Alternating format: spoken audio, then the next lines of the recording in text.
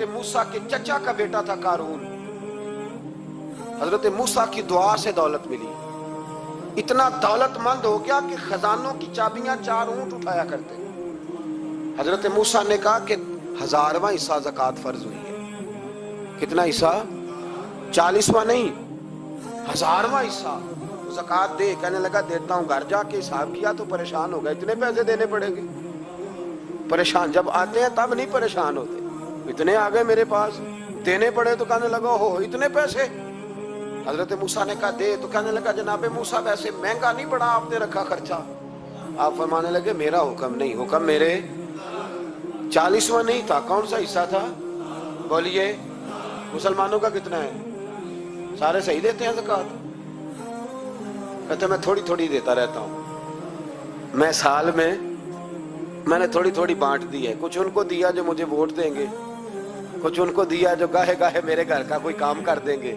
میں نے بانٹ دی ہے. ایک زکوٰۃ دے رہا ہے کہ سیاست کر رہا ہے تو؟ یہ کون سا طریقہ ہے؟ یہ کون سی طبیعت ہے؟ مضمون بھیجا ایک دوست نے.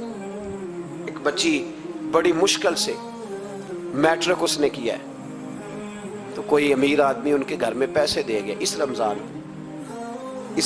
میں. حیدرآباد کے قریب کسی گاؤں کی رہنے والی. تو بچی اگلے دن جا کے سارا کچھ ان کے گھر دے آئی ہے.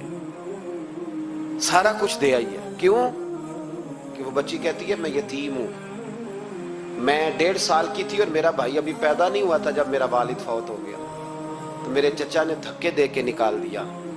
میری ماں نے برتن دھو دھو کے ہمیں پالا اور میری ماں نے ہمیں پڑھایا. شدید محنت کی. تو کہتی ہے کل ایک دنیا دار آیا، اس نے کہا میں نے راشن دینا ہے. زبردستی ہمارے گھر آیا، غریبوں کو دینا ہے. کہتی ہے میری ماں نے کبھی ہمارے سامنے دکھ نہیں اپنا کھولا کہ میں بڑی غریب ہوں، میں نے جوانی تمہیں. لیکن کیا عجیب منظر ہے کہ اس نے ایک توڑا دیا راشن کا. تو سویرے جب میری اماں زور کے بعد کام کر کے آئی ہے تو رو رہی تھی. میں نے پوچھا اماں کیا ہوا؟ تو کہنے لگی بیٹے 4 اخباروں میں میری تصویر لگی ہے. 4 اخباروں میں. مجھے کیا پتا اس کے پاس کتنے موبائل تھے، کتنی تصویریں کھینچتا رہا. تو وہاں رکھ کے کہنے لگی چچا ہم نے بڑی راتیں بغیر پنکھے کے گزاری ہیں، کئی دن بغیر روٹی کھائے گزارے، پر ہم نے اپنا پردہ نہیں کھولا. تو ایک آٹے کا تھیلا دے کے ہمارا پردہ کھول گیا. 4 اخباروں میں رکھ اپنا سامان، اور سویرے اخبار میں یہ خبر بھی ضرور چھپوا دینا کہ وہ واپس کر گئے. یہ خبر بھی سویرے اخبار میں ضرور چھپوا دینا کہ وہ آٹے کا تھیلا وہ واپس کر گئے. یہ خبر چھپوا دینا.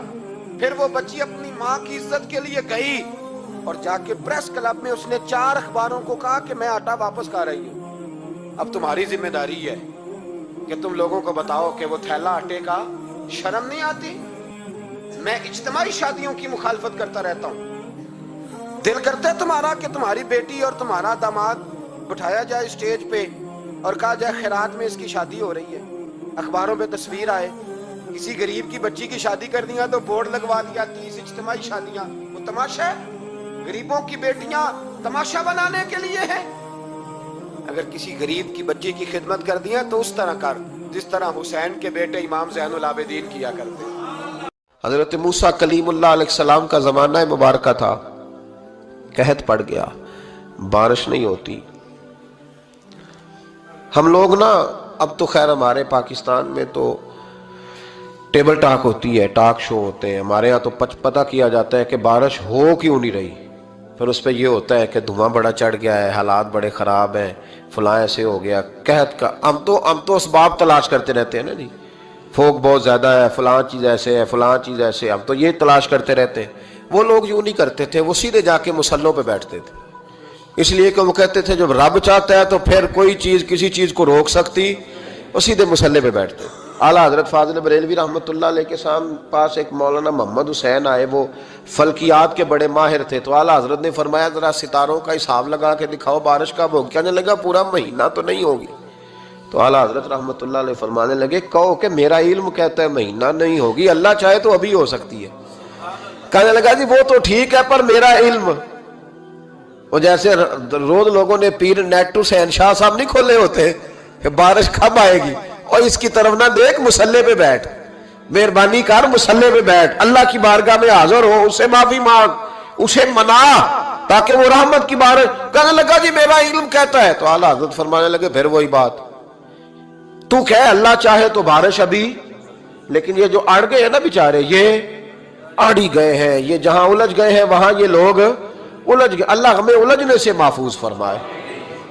تو اعلیٰ حضرت اٹھے تو فرمایا ٹائم کیا ہوا ہے گھڑی پہ؟ کہنے لگا جی 12. تو اعلیٰ حضرت نے گھڑی گھمائی, اب کیا بج گیا؟ کہنے لگا 4 بج گئے. فرمانے لگے بج گئے نا 4. کہنے لگا جی آپ نے گھڑی گھما جو دی ہے. فرمانے لگے اللہ بھی جب چاہے تو ستارے گھما دیتا ہے, اللہ بھی ستارے گھما دیتا ہے بارش. کہنے لگا جی وہ تو ٹھیک ہے پر مہینہ نہیں ہو سکتی.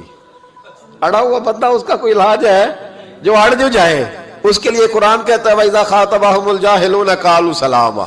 اسے سلوٹ کرو دور سے, اسے کو تو جان اور تیرا. کہنے لگا جی ہو نہیں سکتی پورا مہینہ. فرمانے لگے یار تو جا اپنا کام کر. وہ شخص کہتا ہے میں نے دروازہ کھولا اعلیٰ حضرت کا, کمرے سے باہر نکلا تو تیز بارش ہو رہی.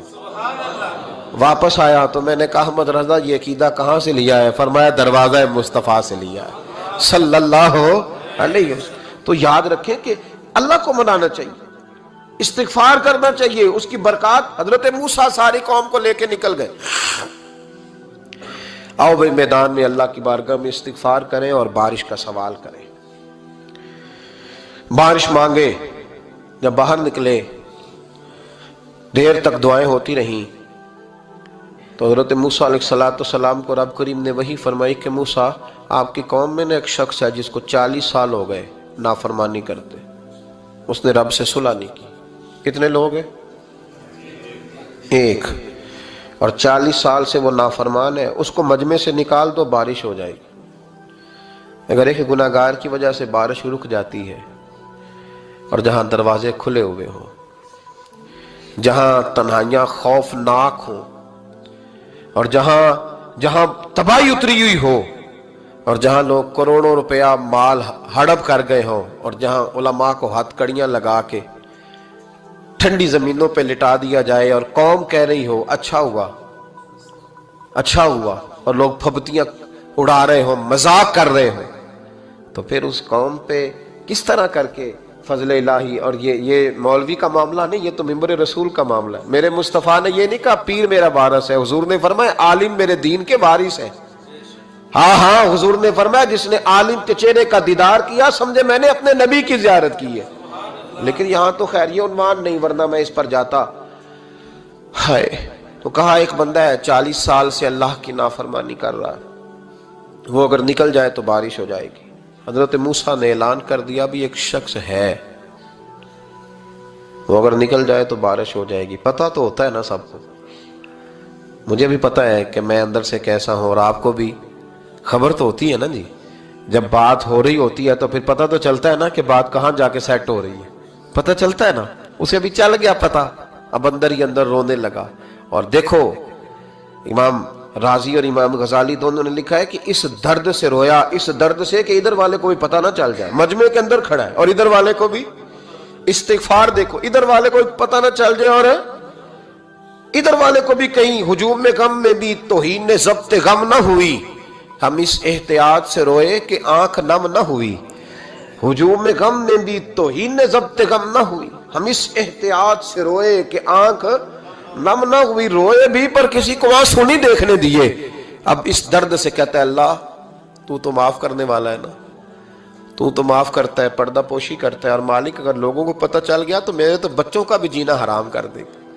یا اللہ میری تو آنے والی نسل بھی تڑپ کے وقت گزارے گی. مالک تو معاف کر دیا کرتا ہے, لوگ نہیں معاف کرتے. اے اللہ یہ میری خوبیاں بھول جائیں گے, میری خامیوں پر بات. مالک میں یہ ذلت نہیں برداشت کر سکتا, فضل فرما. حضرت موسیٰ نے دوبارہ اعلان کیا نکلتے ہو کہ نہیں نکلتے؟ پھر تڑپا, خداوندا مجھے بے آبرو نہ کر, یہ ذلت اور رسوائیاں یہ نہیں برداشت ہوتی. اللہ درگزر. حضرت موسیٰ نے تیسرا اعلان کیا نکلتا ہے یا میں پھر اس کا نام لوں, اللہ سے پوچھ کے نام لوں اس کا, بتاؤ کون ہے. اب تو تڑپ گیا, کہنے لگا مالک میں تیری بارگاہ میں استغفار کرتا ہوں, آئندہ نہیں کرتا, آئندہ نہیں کرتا. یہ لفظ ادا کیے, بندہ کوئی بھی نہیں نکلا. رب کریم نے بارش عطا کر دی, تیز بارش. جب برسی نا تیز بارش, لوگ تو می دیکھ کے دوڑ گئے تو حضرت موسیٰ کہنے لگا یا اللہ مجھے بھی تو بتا، تو نے کہا تھا کہ جب تک بندہ نہیں نکلتا بارش نہیں ہوگی، تو نکلا کوئی بھی نہیں، بارش ہو گئی، ماجرا کیا ہے؟ تو رب کریم نے فرمایا موسیٰ بس اس نے مجھ سے صلح کر لی، اس نے مجھ سے صلح کر لی۔ اور امام غزالی نے لفظ لکھے، حضرت موسیٰ نے پوچھا، حالانکہ اللہ اپنے نبیوں کو غیب کے خزانے دیتا ہے، پوچھا کہ اے اللہ مجھے اس کا نام بتا دے، تو رب کریم نے فرمایا موسیٰ جب گناہگار تھا تب نہیں کسی کو بتایا، جب پاپی تھا تب نہیں بتایا، جب مجرم تھا تب نہیں بتایا، اب کیسے بتا دوں؟ فرمایا اس کی میری صلح ہو گئی ہے، اور فرمایا جو بارش نہیں نہ ہو رہی تھی وہ بھی اس کی وجہ سے نہیں ہو رہی تھی، اب جو ہوئی ہے نا تو یہ بھی اسی کی وجہ سے ہوئی ہے، یہ بارش اب جو ہوئی ہے تو یہ بھی یہ اس گناہگار کے سبب سے۔ اپنی راتیں اللہ کے ساتھ گزارے، مصلی پہ بیٹھے۔ میرے صاحب رحمۃ اللہ علیہ سے جب کوئی کہتا نا کہ بڑا پریشان ہوں تو کچھ بتائیں، تو فرماتے آج رات مصلی پہ بیٹھ کے اپنے رب سے بات کرنا، میں بھی بات کروں گا۔ بندوں کو دکھ بتانے سے عزت میں کمی آتی ہے، اور اگر اللہ کو بندہ اپنے دکھ بتائے تو اللہ عزتیں بڑھا دیتا۔ جناب عمر کا نام صرف کام نہیں، حضرت عمر کا نام انقلاب برپا کر دیتا ہے۔ حضرت عمر کا نام کفر کے ایوانوں میں جبر، ظلم، شرک کی وادیوں میں جب حضرت عمر کا نام بھی لیا جائے تو بے ایمان کانپنا شروع ہو جاتے۔ حضرت عمر فاروق رضی اللہ تعالی عنہ، حضرت عمر معمولی شخص نہیں، معمولی آدمی نہیں۔ کچھ لوگ صدیوں کے بعد پیدا ہوتے ہیں، اور کچھ لوگ ایسے ہوتے ہیں جو ایک ہی بار پیدا ہوتے ہیں، ان جیسا دوسرا پیدا ہوتا ہی نہیں، دوسرا ان طرح کا پیدا ہوتا ہی۔ حضرت عمر رضی اللہ تعالیٰ عنہ جیسی شخصیات پیدا ہی نہیں ہوتی دوبارہ۔ سارے صحابہ در رسالت مآب پہ خود آئے۔ یہ وہ عظیم شخص ہے جسے اللہ کے محبوب نے اللہ سے مانگ کے لیا، کہا اے اللہ یہ مجھے دے دے، اللہ سے مانگ کے لیا ہے۔ اس لیے صوفیاء کہتے ہیں کچھ مرید ہوتے ہیں کچھ مراد ہوتے ہیں، کچھ مرید ہوتے ہیں کچھ مراد ہوتے ہیں۔ مرید وہ ہوتا ہے جو چل کے آتا ہے، آ کے مرید ہوتا ہے۔ مراد وہ ہوتا ہے جسے کہا جاتا ہے کہ یہ کبھی میرا بن جائے نا، یہ کبھی آ جائے نا، میرا بن جائے، اس کو مراد کہتے ہیں۔ حضرت عمر مصطفیٰ کریم کی مراد ہیں، حضور کی مراد ہے۔ اللہم اعز الاسلام بے اسلام عمر ابن خطاب، اے اللہ اسلام کو عزت دے دے، میرے عمر کو کلمہ پڑھنے کی توفیق عطا فرما دے۔ اور کیسے دعا مانگی؟ او یار حضرت عمر کی تو اس فضیلت کا کوئی جواب نہیں دے سکتا۔ میرے رسول پاک علیہ السلام سب کے لیے ہی دعا مانگتے ہیں نا، حضور کی دعا عام ہے، لیکن مصطفیٰ کریم نے کعبے کا غلاف تھام لیا، اور غلاف کعبہ کو حضور نے سینے سے لپٹایا اور سینے سے چمٹا کے کہا اے اللہ میں نے تو کبھی سوال ہی زیادہ نہیں کیے، میں کرنے آیا ہوں، مجھے عمر دے دے، عمر دے دے۔ حضور نے مانگ کے لیا۔ اور پھر جب جس کو حضور مانگے اللہ سے کہ حضرت عمر رضی اللہ تعالیٰ عنہ کا آج یوم شہادت ہے، میرا تو دل کرتا تھا کہ فجر سے باتیں شروع ہوں اور سارا دن ہی عمر کی باتیں ہوتی رہیں، سارا دن جناب عمر کی باتیں، سارا دن، اس لیے کہ ذکر جناب عمر کا ہوگا پر راضی اللہ کے رسول ہوں گے صلی اللہ، تو جاگ کے بیٹھے، خوش ہو کے بیٹھے۔ ہمارے ہاں منایا ہی نہیں جاتا، بابے اللہ کیتا ساؤن بھادروں اسو کتا تے منڈے جنوری فروری، تو اسلامی سال بھی گیا اور وہ تاریخیں بھی ساری گئیں۔ یکم محرم امت مسلمہ کے لیے بہت بڑا دن ہے، بہت بڑا دن، یہ شہادت ہے حضرت عمر فاروق کی رضی اللہ تعالی عنہ۔ یہاں چھوٹی چھوٹی باتوں پہ گورنمنٹ چھٹی کرتی پھرتی ہے، چھوٹی چھوٹی باتوں، الیکشن ہو گیا تو چھٹی، فلاں جگہ پہ تھوڑا سا کسی نے خبر دے دی کہ کوئی پریشانی ہے تو چھٹی، فلاں جگہ یہ ہو گیا تو چھٹی، یہاں تک کہ فلاں وزیر صاحب فلاں علاقے میں آئیں گے تو سارے علاقے کو چھٹی۔ اور اب تو اس سے بڑا حال ہونے لگا ہے، اگر جن لوگوں کی سندھ میں حکومت ہے ان کے لیڈر کا دن آیا تو اس دن چھٹی، اور جن کی پنجاب میں حکومت ہے ان کا دن آیا تو چھٹی.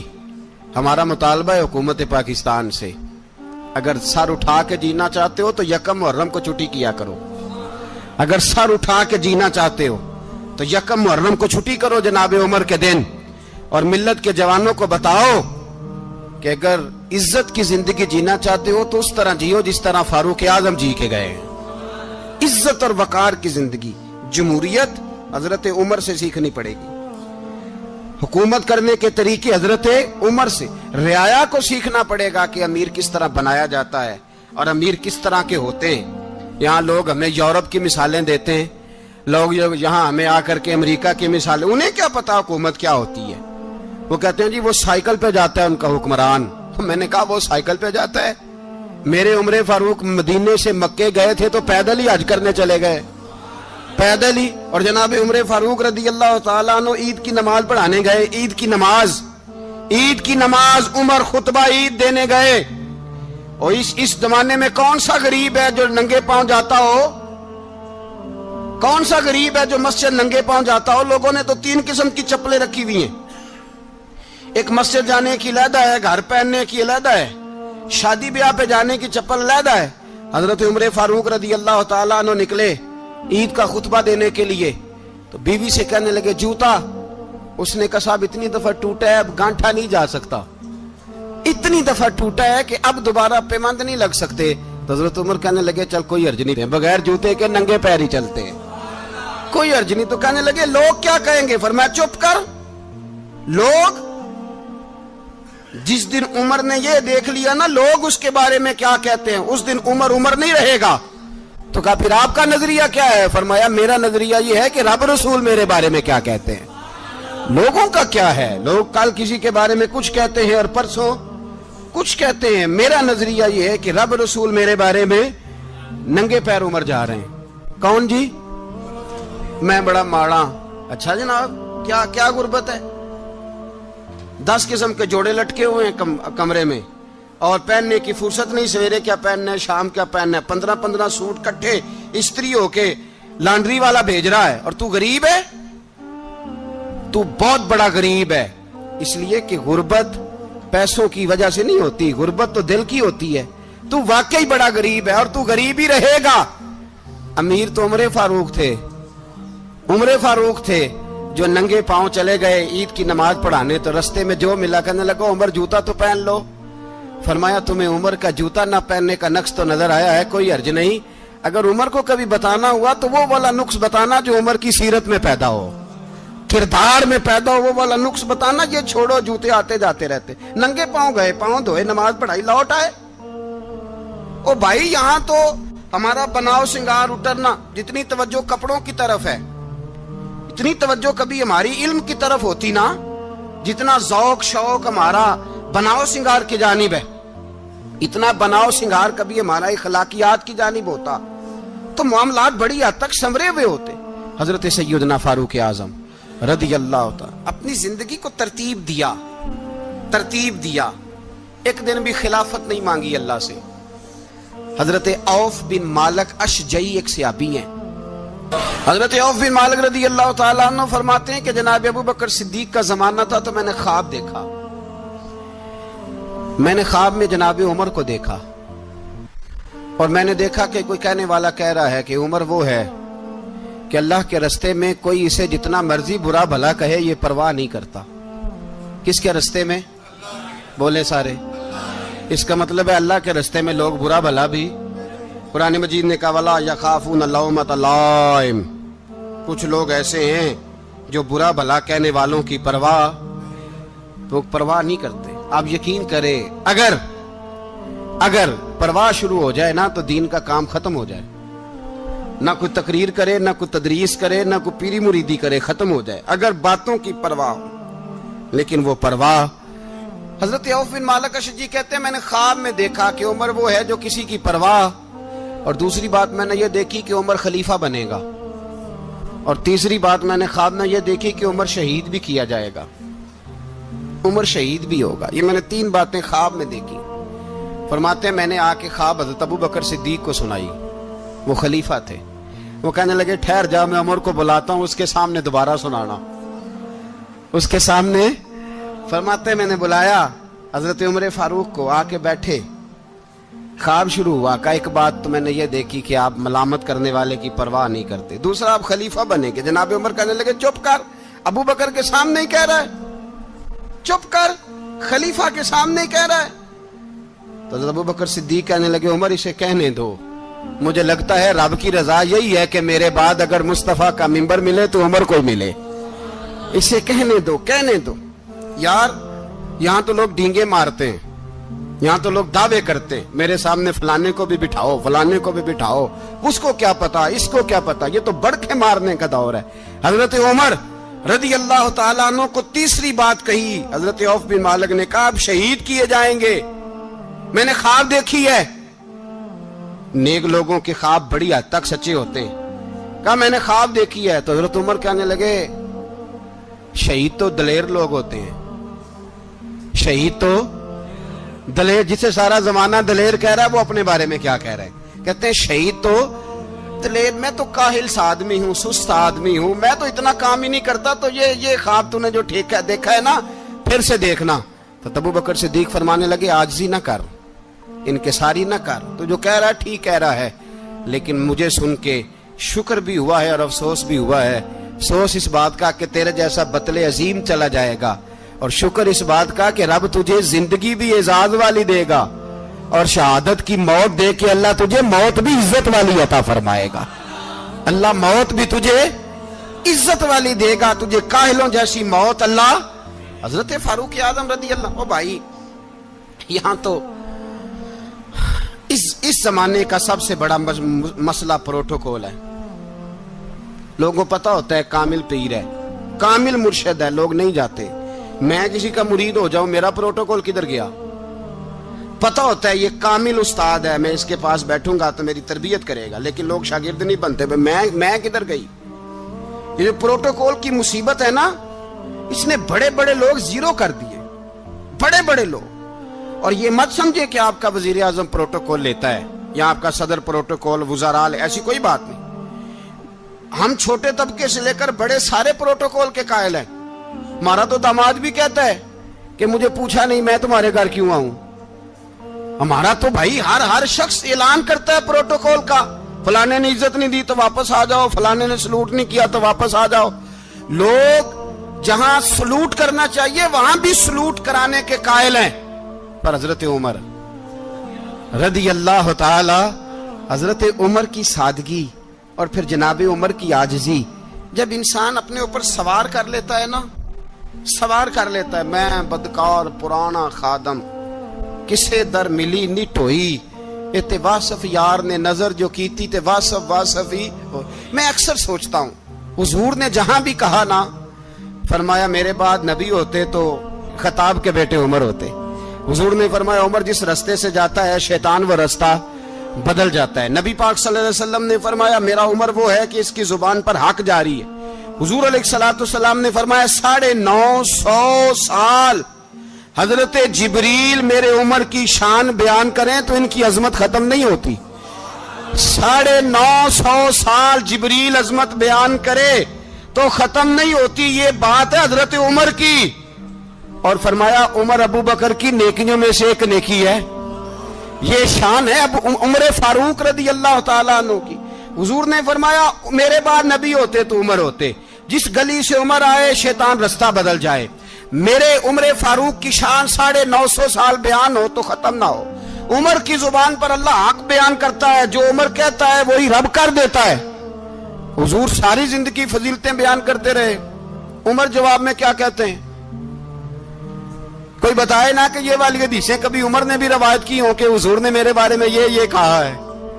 یہ روایتیں وہ روایت نہیں کرتے، ان سے جب لوگ کہتے عمر تیری بڑی بات ہے تو عمر رو پڑتے، کہتے میں تو اونٹ چرانے والے باپ کا بیٹا ہوں، میں تو اونٹ چرانے والے باپ کا بیٹا، اونٹ چرا۔ اس سے آگے عمر گئے ہی نہیں ساری زندگی، اس سے آگے لفظ ہی نہیں ادا کی۔ اور میں تو بھائی اونٹ چرانے والا، میرا باپ تو اونٹ چرایا کرتا تھا، 10 اونٹ تھے، میری ڈیوٹی ہوتی تھی، سنبھالے نہیں جاتے تھے، ابا ڈنڈوں سے مارتا تھا۔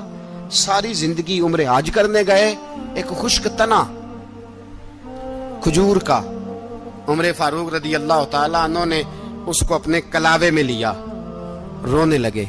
لوگوں نے کہا عمر کیا ہوا؟ فرمانے لگے یہاں میں اونٹ چرایا کرتا تھا, یہاں میں اونٹ چراتا تھا, 10 اونٹ سنبھالے نہیں جاتے تھے. دیکھو رسول اللہ کی شان, آج ساری امت چلانے کا طریقہ عطا فرما دیا ہے. ساری نظریے سے پیار. یار پیسہ کس کو برا لگتا ہے؟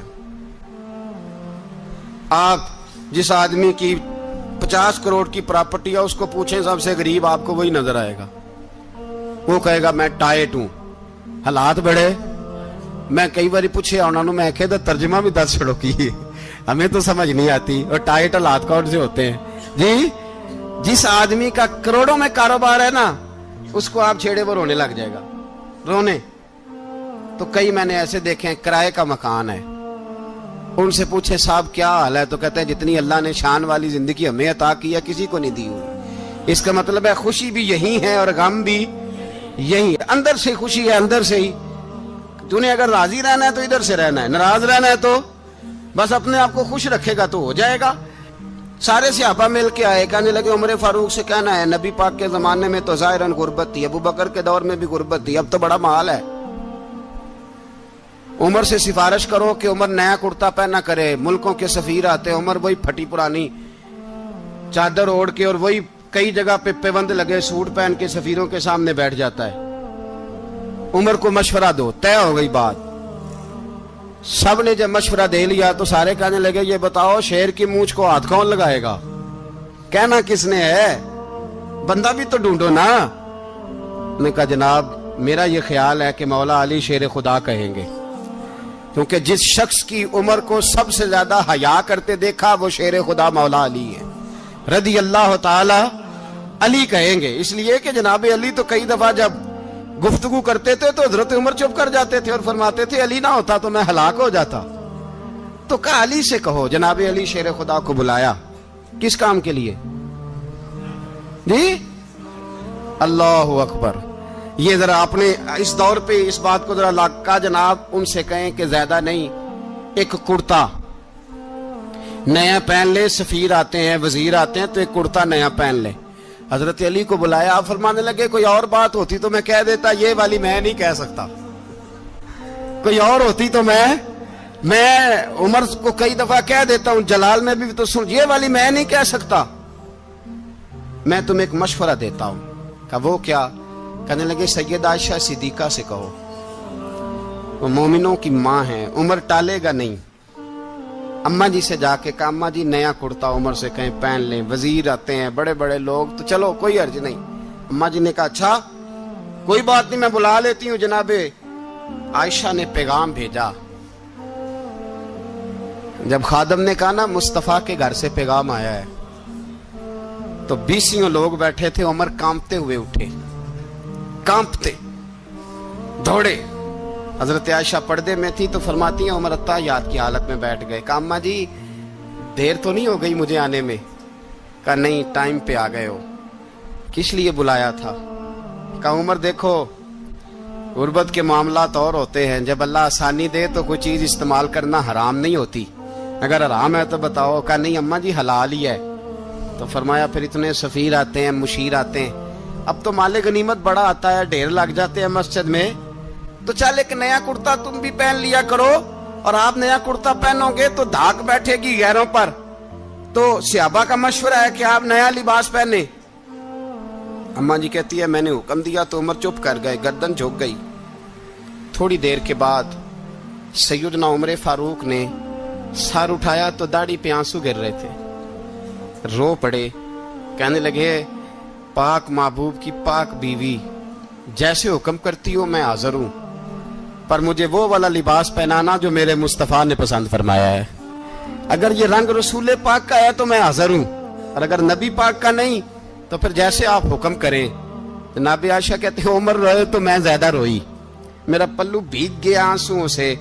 میں نے کہا عمر آپ جائیے. عمر یوں نکلے تو جو صحابہ کھڑے تھے وہ کونے میں تھے, سارے آ گئے. کہا اماں جی کیا بناؤ؟ فرمایا بھائی تم سب جو باتیں کہتے ہو وہ اپنی جگہ ٹھیک ہیں, پر عمر جو بات کرتا ہے وہ سب سے زیادہ ٹھیک ہے. عمر جس پہلو پر بات کرتا ہے وہ, یار ایسی عاجزی, ایسا رنگ, ایسا انداز, ایسا طرز حیات، ایسی زندگی.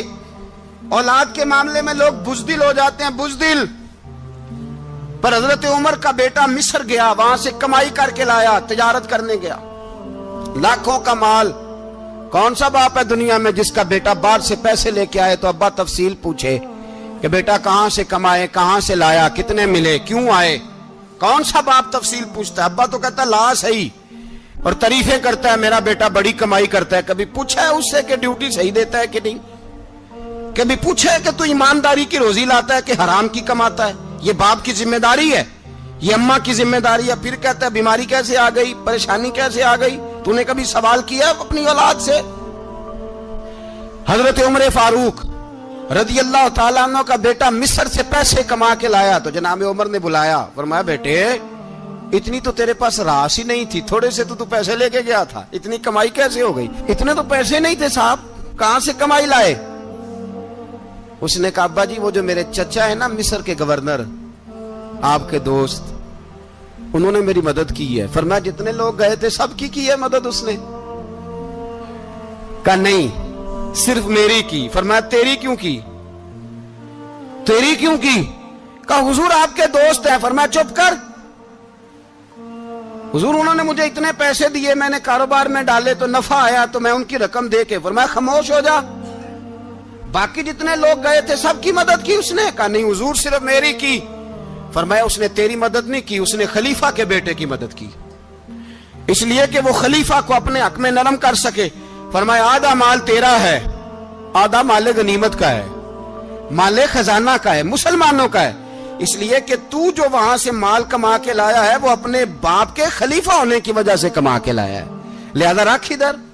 یہاں کہتے ہیں کدھر سے آیا، کیسے آیا، کون سا حساب دیں، کیا کریں؟ او بھائی حضرت عمر رضی اللہ تعالیٰ عنہ کا اپنی اولاد کے بارے میں یہ رنگ ہے. ایک جنگ سے نا خوشبو آئی، خوشبو بڑی مہنگی ہوتی تھی، عرب میں خوشبو آج بھی بڑی مہنگی ہے، وہ زیادہ استعمال کرتے ہیں. میری باتوں کی سمجھ آ رہی ہے میرے بھائی؟ بڑی مہنگی خوشبو تھی. جب وہ خوشبو آئی تو حضرت عمر نے کہا، گھر میں پہلے پہنچی حضرت عمر کے، چونکہ زیادہ عورتیں استعمال کرتی تھی گھر کے اندر خوشبو، مرد بھی لگاتے تھے. حضرت عمر نے اپنی بیوی سے کہا، آپ کی زوجہ جو تھی وہ بڑی خوشبو کو پسند کرتی تھی. حضرت عمر نے اپنی زوجہ سے کہا کہ خوشبو لاؤ، میں نے ایک عورت کی ڈیوٹی لگائی ہے، وہ خوشبو تول کے نا تو حصہ برابر صحابہ میں بانٹ دے گی. تو آپ کی زوجہ کہنے لگی کسی بی بی کی ڈیوٹی لگانے کی کیا ضرورت تھی، میں جو موجود تھی میں بانٹ دیتی ہوں تول کے حصہ برابر. آپ نے فرمایا نہیں تو رہنے دے، وہ فلانی بی بی بانٹے گی. کہا حضور میں نے بھی بانٹنی ہے، میرے پہ کچھ حق ہے؟ آپ نے فرمایا نہیں تو تفصیل نہ پوچھ، تو خوشبو دے دے، کوئی اور بانٹے گی. خاتون خانہ تھی نا، کہنے لگی نہیں مجھے بھی آج آپ کو بتانا ہی پڑے گا کہ کوئی جو بانٹ سکتی ہے تو میں کیوں نہیں بانٹ سکتی؟ زوجہ کہتی عمر نے بات کی تو میری چیخیں نکل گئی. حضرت عمر فرمانے لگے جب تو خوشبو بانٹے گی نا تیرے ہاتھوں کو بھی لگے گی، تیرے دوپٹوں کو بھی لگ جائے گی. اگر رب کریم نے مجھ سے سوال پوچھا کہ عمر خوشبو تو مسلمانوں کی تھی، تیری بیوی کے دوپٹے کو کیوں لگ گئی، تو میں اللہ کے حضور کیا جواب دوں گا؟ اگر اللہ نے یہ سوال کیا کہ تیری بیوی نے کیوں لگائی، وہ تو حصہ تھا مسلمانوں کا، تو تو نے تیری بیوی نے کیوں لگائی؟ تو فرمایا میں نہیں چاہتا کہ اللہ کے حضور مجھے اور تجھے باز پرس ہو، لہذا کسی اور کو بانٹنے دے. زوجہ روئی اور تڑپ کے کہنے لگی عمر مجھے لگتا ہے صبح قیامت بھی تیری بیوی ہونے کی وجہ سے اللہ مجھے جنت عطا فرما دے گا، تیری زوجہ ہونے کی برکت سے. بھائی یہ معیار رکھا، خدا کی قسم ایسا شخص تاریخ میں دوبارہ نہیں آیا. اتنا بڑا آدمی، اتنا بڑا شخص، اتنا بڑا آدمی، اور پھر رنگ یہ ہے کہ عمر 22 لاکھ مربع میل کا حکمران، 22 لاکھ، اور کھجور کے درخت کے نیچے مٹی کا ڈھیلا لے کے سو گئے ہیں، پرواہ کوئی نہیں، کوئی مسئلہ ہی نہیں. 2 غلام ساتھ بیٹھے تو ایک روٹی حضرت عمر نے گھر سے منگوائی، تھوڑا سا سرکہ، تو غلام کہنے لگے ہم نے بھی کھانی ہے. فرمایا کوئی حرج نہیں، روٹی کو پیٹ بھر کے کھانا ضروری تو نہیں، 3 حصوں میں بانٹ لیتے. ایک آدمی آیا ہوا تھا مصر کا رہنے والا ملنے کے لیے، اس نے پوچھا عمر کدھر ہیں؟ تو کہا وہ ادھر جاؤ مسجد میں بیٹھے ہوں گے. اور واپس آیا تو کہنے لگا وہاں تو 3 غلام بیٹھے ہیں. ایک روٹی بانٹ بانٹ کے کھا رہے ہیں, لگتا ہے کئی دنوں سے روٹی نہیں ملی. کہا 3 غلام تو کوئی نہیں, وہاں 2 ہی تھے, تیسرے تو امیر المومنین تھے. اس نے کہا نہیں 3 غلام ہیں, کپڑے بھی ایک طرح کے پہنے ہوئے ہیں, بلکہ 2 کے تو پھر صحیح ہیں, تیسرے کے تو زیادہ ماڑے ہیں. کپڑے بھی ایک طرح کے, کھانا پینا بھی ایک طرح کا, اور ان کا نشست برخاست بھی ایک طرح کی ہے, لہذا کوئی فرق نہیں. حضرت ابو ہریرہ کہتے ہیں میں لے کے آیا, اور جناب عمر کو جب میں نے کچی زمین میں تامت سمیٹ بیٹھے دیکھا تو میں رو پڑا. میں نے اس مصر سے آنے والے کو کہا تو اس کے جلوے دیکھ, اگر اس کی ذات میں اتنا حسن ہے تو محمد عربی کا مقام کیا ہوگا.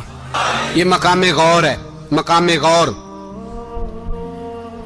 10 محرم کو لوگ دیگے پکائیں گے نا, نہیں پکانی ہے, کوئی بول دے نہیں, ہاں نہ نہیں کر دے, پروگرام بدلیا تو نہیں دی عید کی کہ وہ کام شروع ہویا ہے لاسٹ ایٹ ہونے والا.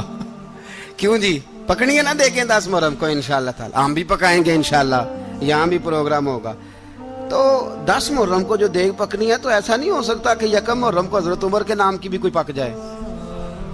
اگر امام حسن حسین کے نام کی دیگیں پکے تو جو امام حسن حسین کے سے پیار کرنے والے ہیں, جو امام حسن حسین سے, ہم لوگوں نے بھی عجیب رٹا اپنایا ہے نا, ہم لوگ بات کا ایک پہلو دیکھتے ہیں دوسرا نہیں دیکھتے. حضرت امام حسن اور حسین کو بھی نبی پاک نے شہید کہا, اور جناب عمر کو بھی رسول اللہ نے خود شہید فرمایا. فرمایا شہید ہے, خود فرمایا اپنی زبان سے کہ یہ شہید ہے, خود میرا عمر شہید ہے. تو ان کے نام کی دیگ نہیں پکنی چاہیے, اس طرف نہیں ہماری توجہ ہونی چاہیے. اور اہل بیت نبو, یہ بات میں پہلے بھی کرتا ہوں, آج پھر کرنا ضروری سمجھتا ہوں. اہل بیت کا پیار سن لو کان کھول کے, اہل بیت کا پیار اگر ہمیں کسی نے سکھایا ہے تو سیدنا عمر فاروق نے سکھایا ہے. اہل بیت نبوت کی محبت اگر کسی نے سکھائی ہے تو کس نے سکھائی ہے, بول کے بتائیے. حضرت عمر نے. اہل بیت کا پیار ہمیں حضرت عمر نے بول کر کے سکھایا ہے. بھائی یاد رکھیں, کسی کی طاقت نہیں تھی دم مارنے کی حضرت عمر کے سامنے, طاقت ہی نہیں تھی. کیسر و کسرا کانپ جاتے تھے, جرات ہی نہیں کرتے تھے حضرت. اور ہمارے تو تعلقات بڑے ہیں نا غیروں سے. حضرت ابو موسیٰ اشعری رضی اللہ تعالیٰ عنہ فرماتے ہیں میرا منشی سائی تھا, وہ کاتب کہتے تھے وہ لوگ, میرا حساب کتاب عیسائی تھا. تو فرماتے ہیں ایک دن میں نے وہ سارا حساب کتاب لین دین کے حضرت عمر کو دکھائے تو فرمانے لگے جس نے لکھے ہیں اس کو بلاؤ. کہنے لگے ضرور مسجد نہیں آ سکتا. کیوں نہیں آ سکتا؟ کہنے لگے وہ عیسائی ہے. کہتے ہیں حضرت عمر جلال میں آ گئے. آپ فرمانے لگے جنہیں رب دور کرتا ہے تم کیوں قریب کرتے ہو, جنہیں اللہ دور کرتا ہے. فرمایا تم غیروں کو اگر عہدے دو گے تو اپنوں کا کیا بنے گا, اگر تم غیروں کو عہدے دو گے تو اپنوں کا. یہ سوچ ہے جو آج برما کے مسلمانوں کے لیے بھی ضروری ہے. کہا اگر تم غیروں کو عہدے دو گے تو اپنوں کا. ہم نے غیروں کو عہدے دیے تو دیکھا نا اپنے کس طرح کاٹے جا رہے ہیں. غیروں کو جو عہدے دے دیے جرانے سارے غیروں سے, روز دعویٰ ہوتا ہے چین ہمارا سجن ہے, چین ہمارا دوست ہے. او بھائی دوست ہے تو اس سے کہو نا کہ برما تو تمہاری ایک چھوٹی سی ریاست ہے, چین کے بغیر تو وہ سانس بھی نہیں لے سکتا. اس کو کہو نا اس حکومت پہ دباؤ ڈالے. لیکن ہم لوگوں نے غیروں کو عہدے دیے تو اپنے پس گئے. حضرت عمر کہتے تھے ذمی کا ہم ادب کریں گے, ذمی کافر کا ہم, ایسا کافر جو مسلمان ریاست کو قبول کرے, بدامنی نہ پھیلائے.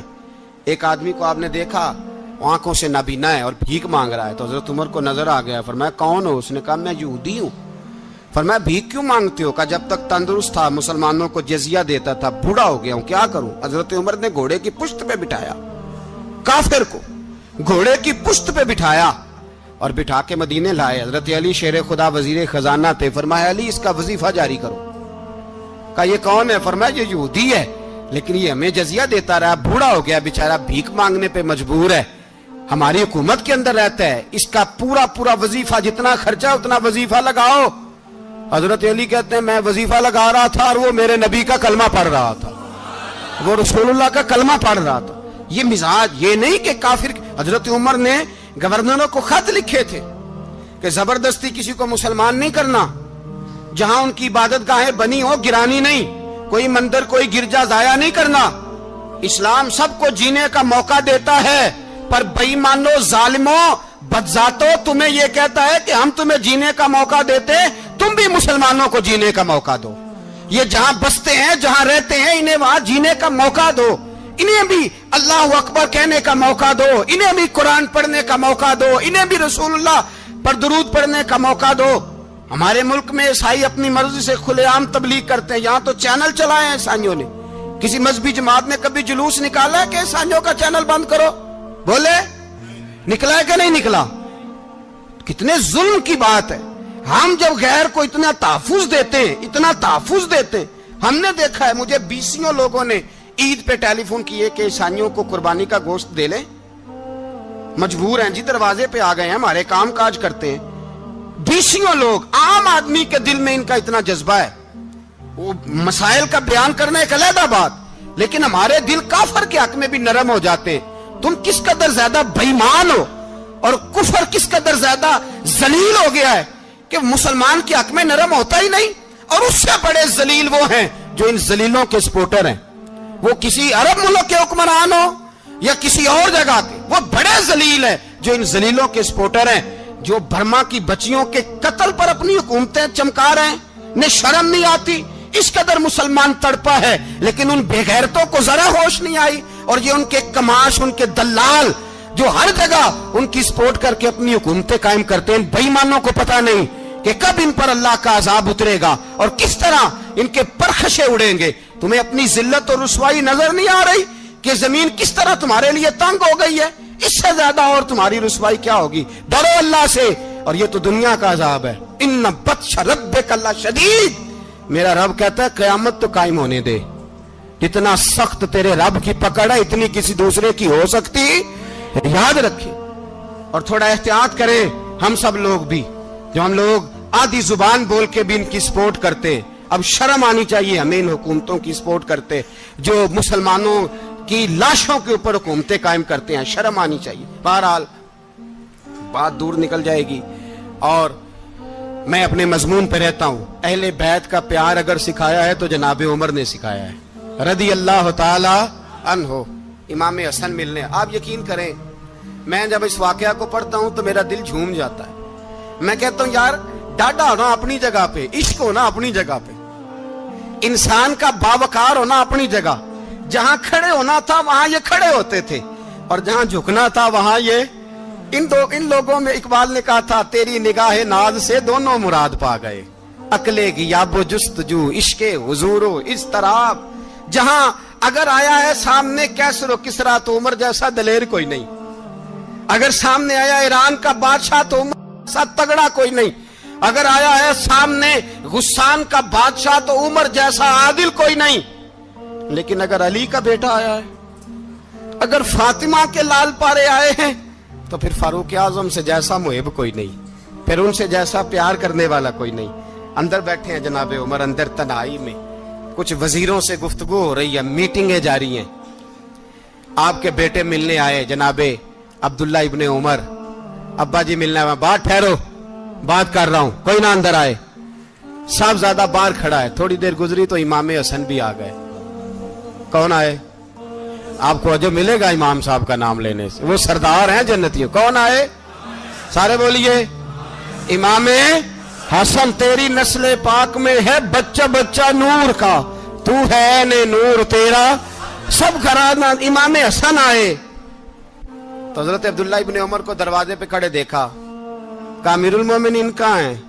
کہنے لگے حضرت عمر کے بیٹے. کہنے لگے وہ اندر بیٹھے, کچھ میٹنگ ہو رہی ہے اور انہوں نے کہا کوئی اندر نہ آئے, لیکن آپ جانا چاہیں تو چلے جائیں. آپ جانا چاہیں تو, تیری نسل پاک میں ہے بچہ بچہ نور, آپ جانا چاہیں تو چلے جائیں. تو انہوں نے کہا جب آپ باہر کھڑے ہیں تو مجھے کوئی اتنا ضروری کام نہیں, اور ابھی زور کی نماز تھوڑی دیر میں ہوگی, میں مسجد میں مل لوں گا امیر المومنین سے.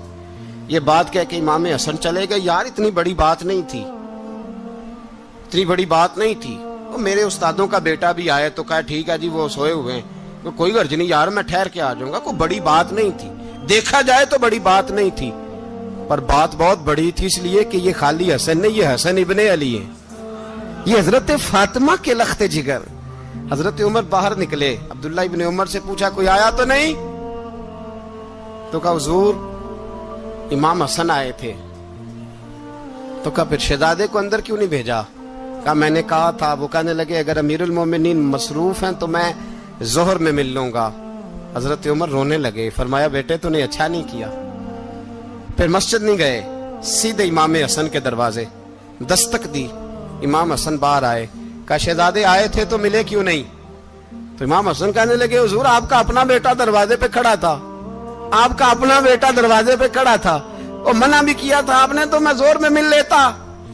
हजरत इमाम हसन फरमाते जोशे जज्बात में जनाबे उमर ने सर से पगड़ी उतार दी, जोशे जज्बात में कहने लगे हसन मेरे बेटे का और आपका क्या मुकाबला? क्या उसकी मां का नाम फातिमा ज़हरा है? क्या उसकी नानी का नाम खतीजतुल कुबरा है? क्या उसके नाने का नाम मोहम्मद मुस्तफा है? आपका और उसका क्या मुकाबला? फिर रो पड़े और कहने लगे बेटे मैं मक्के के सहराओं में ऊंट चराया करता था, ये जो मेरे सर पर इज्जत के बाल हैं ये तेरे नाने के उगाए हुए, मैं मक्के के खबरदार शहजादे खबरदार। ओ भाई अहले बैत नबुव्वत के अदब का रंग अगर सिखाया है तो सैयदना उमर ने सिखाया है। हजरत उमर फारूक अथॉरिटी है, इस्लाम की अथॉरिटी। यकम मुहर्रम हजरत उमर की शहादत है। यहूदी बोल उठा, काफिर बोल उठा, अगर 6 महीने उमर दुनिया में और रहते तो दुनिया में कोई काफिर मौजूद न होता। 6 महीने। और जब इस बतले जलील का जनाजा उठा, अल्लाह बुखारी पढ़िए ना, अल्लाह मरजुकना शहादतन फी सबीलिक, अल्लाह बिस्तरे की मौत ना देना, शहादत की देना। उमर शहीद हुए, मस्जिद नबी में नमाज पढ़ाते, और जब जनाजा उठा तो मदीने का फिर पीछे जो दलेर बचे वो मौला अली थे। मौला अली जनाब उमर का जनाजा उठा तो सबसे पहली हाय जो निकली वो हजरत अली की जुबान से निकली, और हजरत अली सारी दाढ़ी आंसुओं से भर गई। लोगों ने कहा कि अली क्या हुआ? फरमाने लगे तुम देख नहीं रहे जनाजा किसका उठा है, पलट के देखो तो सही, तुम पता नहीं है कौन गया है। कहा हुजूर क्या हुआ? अब फरमाने लगे उमर इस तरह के काम करके गया है, अब इनके रस्तों पे कौन चलेगा? कौन इसके जिगर राहे वफा में? मैं नक्श ऐसे छोड़ आया हूं, मैं जिस मंजिल से गुजरा हूं वो अब तक याद करती है। हजरत अली हजरत उमर के जनाजे पे खड़े होकर कहते हैं अल्लाह मुझे उस तरह के अमल करने की तौफीक दे जिस तरह की उमर करके गया। मेरे भाई बतले अजीज, बतले हुर्रियत हजरत उमर रदी अल्लाह ताला अन्हो, जो अपनी जिंदगी इनकलाब वाली गुजार के गए। उमर जब दुनिया से गए तो 80 दिनार का कर्जा था, 22 लाख मुरब्बा मील का हुक्मरान। और अपने बेटे से कहने लगे बेटे कोशिश करना तेरे खानदान वाले मिलके मेरा कर्जा उतार दे, मेरी कब्र पे बोझ ना रहे, और अगर खानदान वाले मदद न करें तो मेरे दोस्तों से बात करना, वो मदद न करें तो फिर अली से बात करना। इनका प्यार आपस में इतना और तू इख्तलाफ साबित कर रहा है। 80 दिनार का कर्जा छोड़कर हजरत उमर दुनिया से गए और जाती दफा कह गए मेरे बाद मेरे बच्चों को हुकूमत के मशवरे में भी शामिल ना करना, हुकूमत के मशवरे में भी मेरी औलाद शामिल ना हो। इतना बड़ा शख्स इतना बड़ा रंग दे के यकम मुहर्रम को जब उमर फारूक का विसाल हुआ तो बेटे से कहने लगे अम्मा आयशा से जाके कहो मेरा भी नबी पाक के रोजे में दफन होने को दिल करता है। एक कब्र की जगह है अम्मा जी ने अपने लिए रखी है, बुखारी है बुखारी। हजरत आयशा के पास साहबजादे गए, कहने लगे अम्मा जी उमर को जख्म लग गया है, हालत बड़ी परेशानी वाली है। वो कहते हैं अगर अम्मा इजाजत दे। सैयद आयशा रो पड़ी, फरमाने लगी कि वो अपनी कब्र की जगह तो नहीं ना किसी को देता, पर उमर ने कमाल ही बड़ा किया, उसे कहो जाओ गुंबद खजरा में कयामत तक जो मुस्तफा पे और अबू बकर पे सलाम पड़ेगा वो तुझ पे भी सलाम पढ़ के जाएगा, जाओ मैंने जगह। मेरी बात बन गई है, तेरी बात करते करते मेरी बात बन गई है, तेरी बात करते करते तेरे शहर में मैं आऊं, तेरे शहर में मैं आऊं। تیری نعت پڑھتے پڑھتے میری بات بن گئی ہے. تیرے عشق کی بدولت مجھے زندگی ملی ہے، مجھے زندگی ملی ہے، مجھے موت آقا آئے، مجھے موت آقا آئے. تیرا ذکر کرتے کرتے